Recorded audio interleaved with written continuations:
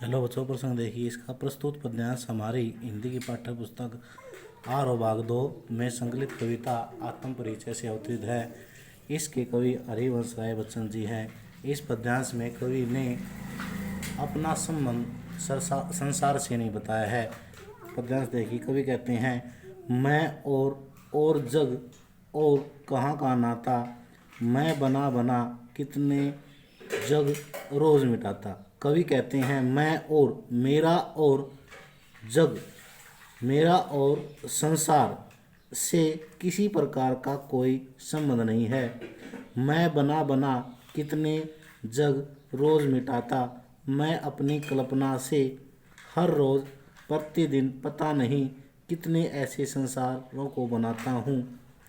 जग जिस पृथ्वी पर जोड़ा करता वैभव, मैं प्रति पग से उस पृथ्वी को ठुकराता हूँ। कवि कहते हैं कि जग जिस पृथ्वी पर जोड़ा करता वैभव अर्थात संसारिक सुख को प्राप्त करने के लिए संसार के लोग पृथ्वी पर धन संपत्ति वैभव को इकट्ठा करते हैं, लेकिन मैं प्रति पग से उस पृथ्वी को ठुकराता।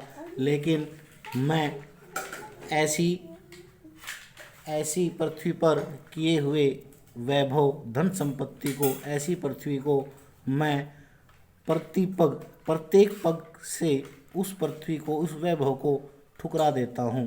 कहने का अभिप्राय, भावार्थ, कवि संसार का संबंध कवि अपने से नहीं मानता है और कवि धन वैभव संपत्ति को तुच्छ मानता है। शिल्प सौंदर्य। कवि ने अपने तथा संसार के संबंध का चित्रण किया है। भाषा खड़ी बोली है, अनुप्रास अलंकार और बना बना में पुनरुक्ति प्रकाश अलंकार है। गीति शैली है। प्रसाद गुण, तत्सम तद्भव शब्दावली का प्रयोग है। प्रसाद गुण और शांत रस है। आगे देखिए। मैं निज, नेक्स्ट पैरा है, मैं निज रोदन में राग लिए फिरता हूँ, शीतल वाणी में आग लिए फिरता हूँ।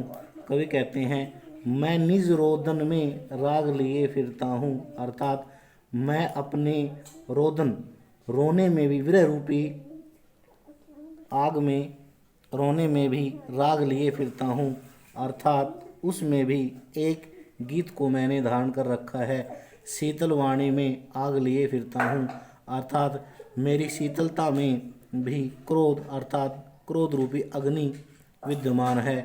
हो जिस पर भूपों के प्रसाद निछावर, मैं वह खंडर का भाग लिए फिरता हूँ।